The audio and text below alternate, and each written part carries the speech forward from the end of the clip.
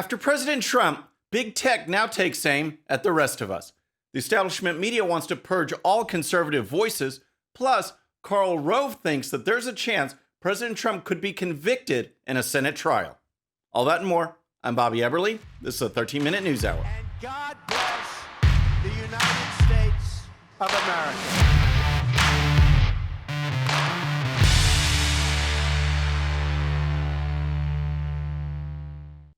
All right, friends, welcome to the show. Happy Monday. I hope you had a great weekend. If you're new to the show, thank you so much for tuning in. We're going to start with big tech declaring war on all of us, because the moment that Twitter banned President Trump from its platform, the floodgates were open. The single person with the courage and the will to stand up against big tech was silenced. And so all that did was embolden the media and the Democrats and big tech to do even more, to push even further with their agenda. President Trump stood up against these folks. And again, this was a 4-year conspiracy collusion with big tech, the media, the Democrats to bring down President Trump.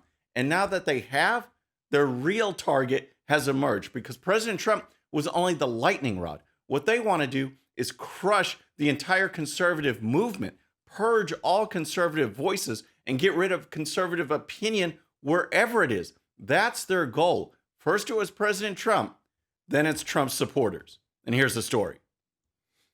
It started with President Trump getting kicked off Twitter, but the rush to banish him from the public square over the U.S. Capitol riot is threatening to engulf vast swaths of the right as conservatives guard themselves for what they describe as a political purge. In more than a week since the attack, dozens of major U.S. corporations have halted donations to Republican lawmakers who objected to the 2020 election certification. Warnings about hiring Trump administration officials are circulating, while right-tilting Twitter accounts are being de-amplified with dramatic declines in their followers. De-amplified. I, for one, can speak to that. I had 34,000 Twitter followers. 34,000, and then over this past week, I lost 7,000. It's now 27,000 just gone. And this is the thing, folks. We've got news reports of Republicans being targeted. Those who worked for President Trump or supported him, emails are going out, messages are going out saying, don't hire these people. Don't hire them at all. Purge them from society. It's outrageous. Not only do they don't want President Trump's voice to be heard, they want him to go away. They want to punish Trump supporters. How's that for unity? How's that for Biden's unity? How's that for lowering the temperature? They don't want unity or lowering the temperature. They want to purge all of us out of existence. And here's more. This is big tech declaring war on the conservative movement and on the concept of free speech, said Dan Gaynor, vice president for the Conservative Media Research Center's Tech Watch. What's rippled from there is that corporate America is following big tech's lead and embracing woke capitalism instead of freedom. More than a dozen U.S. companies, including Amazon, AT&T, Comcast, Disney, Verizon, and Walmart, have said they will stop donations in 2021 to the 148 House members and 8 senators who objected to the certification. The insurrection at our nation's capital was a direct assault on one of our country's most revered tenets, the peaceful transition of power, Disney said Wednesday in a statement. In the immediate aftermath of that appalling siege, members of Congress had an opportunity to unite, an opportunity that some sadly refuse to embrace. In light of these events, we have decided we will not make political contributions in 2021 to lawmakers who voted to reject certification of the Electoral College votes. Wow, what a ridiculous statement by Disney. Think about what they're saying right there. In the aftermath of the riots, there on Capitol Hill, everybody was united. Senators, congressmen, they denounced the violence. There was not one congressman or senator who supported the violence. They did come together. So Disney's not talking about being united on that front.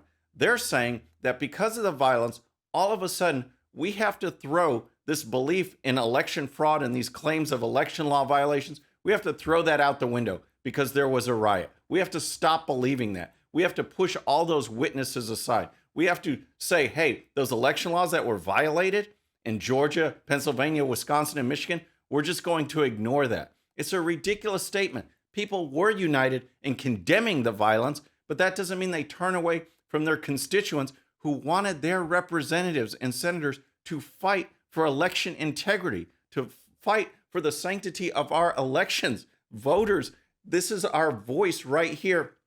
Disney wanted us to turn away. It is an absolutely ridiculous statement, but that's what's going on with these major companies. If you oppose the left-wing view, if you opposed that Biden was president-elect from the get-go, now you're going to be targeted. That's what's going on. So next, let's talk about the media. But first, if you're new to the show or haven't subscribed yet, please subscribe. And when you do, please hit that bell so you'll be notified. We're making our push for 150,000 subscribers, and we can do it with your help. All right, let's talk about the media, because this profession of journalism is supposed to report stories so people can be informed and make their own decisions. That's how it's supposed to work. But we don't see that model at PBS or CBS or MSNBC or CNN or other major networks like ABC. We don't see that at all. The profession of journalism is dead. Now it is left-wing advocacy. We saw that during the Trump campaign. They were all in for Joe Biden and anti-Trump and suppressed stories that could hurt Joe Biden and amplified stories of the attacks on President Trump. That's what we saw. And in the major newsrooms, what we're seeing now is a purge of any conservative voice. It can only be the left-wing narrative. Conservative voices aren't allowed. And if a few sneak in there, there's revolt. There's anarchy at these major news establishments. And here's the story. Civil wars within media companies over published articles are becoming the norm, with infighting plaguing both legacy and smaller online publications. While each instance differs from the other, the underlying message is clear. True intellectual diversity is not welcomed, and staffers are willing to publicly condemn their own company to prevent dissenting views. Surprising nobody, 100% of these revolts broke one way politically. So we've seen examples of this. We had the New York Times, who published an op-ed by Senator Tom Cotton, Republican. You had a meltdown over at the New York Times. Now the story that's gaining attention is over at the publication Politico, because they dared to let Ben Shapiro write an article and have his voice be heard. And here's the story. The latest staff room revolt comes after Politico allowed conservative commentator and podcast host Ben Shapiro to write Thursday's Playbook newsletter. Shapiro touched on the real reason behind why most Republicans still oppose impeaching President Donald Trump, even after some of his supporters stormed the U.S. Capitol on January 6th. The reaction among employees at Politico was swift, with upwards of 225 people attending a Zoom call intended to hash out the decision to invite Shapiro to guest write the newsletter, Washington Post media critic Eric Wemple tweeted. So we have truly entered the snowflake generation, truly entered this realm of you can't say anything or people's feelings will get hurt. And those feelings trump professionalism. Those feelings trump how they are supposed to do their job.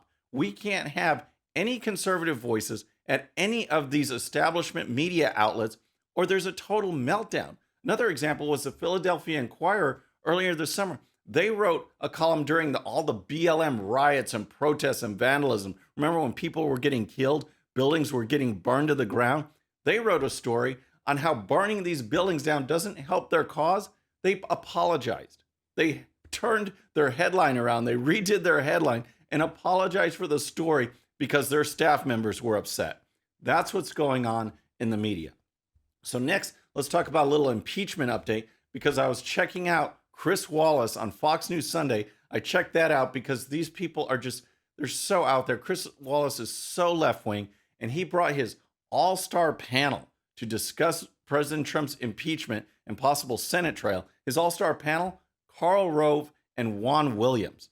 It's just outrageous. So Wallace is asking about impeachment and whether in the Senate, on the Senate side, there is the possibility of getting, assuming all Democrats vote as a block, 50 votes, what's the possibility that 17 Republicans will join him and actually convict President Trump? This is what Chris Wallace was wondering.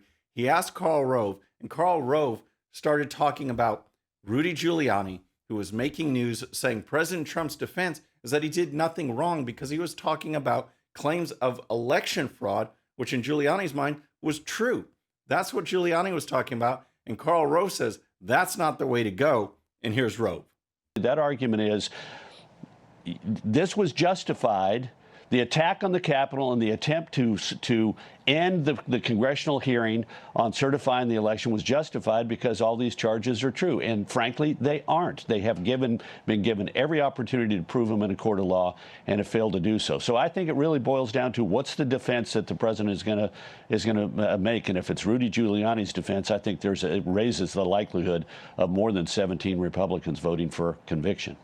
This is just nuts, folks. President Trump specifically told the crowd to peacefully and patriotically make your voices heard. The subject matter behind it is irrelevant. Whether the claims of election fraud were true or not, this is what they were rallying for. This was their cause. And President Trump specifically said, let your voices be heard peacefully and patriotically. Now, according to Karl Rove, the only way to save himself in a Senate trial is to renounce all of these claims of voter fraud and just say, yeah, you're right. It wasn't true. I'm sorry. I just made up stuff. That doesn't even make sense when you have 1,000 affidavits and clear election law violations. This is what's going on. These are the cases that have not been heard, should have been heard at the Supreme Court. And Karl Rove says, yeah, just renounce all that stuff. Don't do it. Don't even claim it. Even though that was the whole reason for the rally right there. One last ditch effort to show people, hey, please speak out against this stuff. Let your voices be heard. Then Wallace went to Juan Williams and talked about impeachment and whether Republicans will have 17 votes.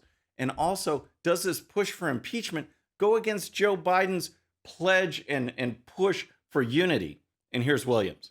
You know, unity, I think, is an acknowledgement, the desire for Biden to heal, acknowledgement. Most Trump voters did not participate in this insurrection. And so Biden is reaching out to them. But you cannot use healing as an excuse for people to pursue anarchy and violence and threaten the stability of our country. That kind of behavior can't be excused and shouldn't be normalized even as we try to heal. Wow. You know when those comments would have meant something? How about any time during the summer when there was riots and lootings and killings and vandalism? Statues being torn down, buildings burned to the ground, businesses destroyed, people's livelihoods destroyed, and Democrats and Juan Williams and the rest, including Joe Biden, said absolutely nothing. Health officials said it was important to protest. Forget social distancing, forget coronavirus. It's more important to protest. That was the message this summer. And now Williams says that we need to push forward on this. It doesn't make any sense. Where were the calls for unity before, when a lot more people were getting hurt, a lot more property being destroyed, and they said absolutely nothing? It's just a bogus report on Fox News, but I wanted to share it with you so you see what they're talking about over there, especially on Chris Wallace's show. So then finally, just a little bit of news on Parler. Remember, Google and Apple and Amazon teamed up to shut them down. And why? Because Parler advocates for free speech. They are a free speech platform, a conservative alternative to Twitter. People wanted to leave Twitter, so it wasn't enough that Dorsey and Zuckerberg were kicking people off their platforms. They don't want people to have a platform at all. Well, guess what? Parler is working its way back. And actually, last night, you could go to their site and see this message. Hello, world. Is this thing on?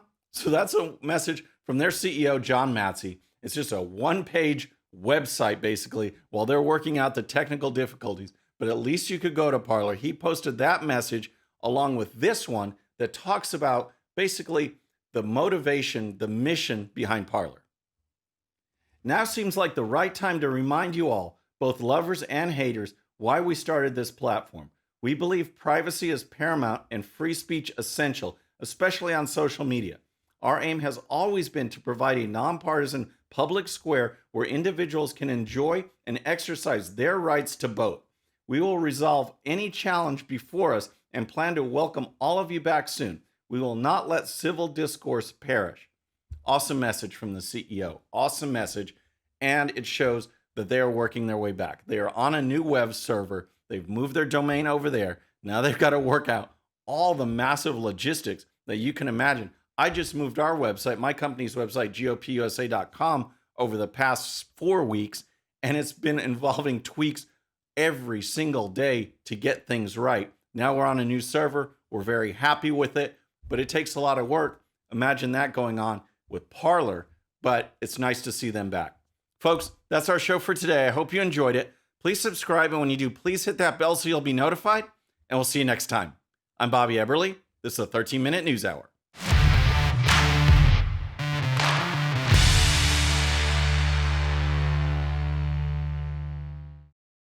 Okay, friends, thanks so much for watching. And before you go, please hit that subscribe button, hit that bell so you'll be notified. And here's a special video just for you so you can watch even more of the 13-minute news hour. And don't forget to check out GOPUSA.com for the best in conservative news and commentary. We'll see you next time.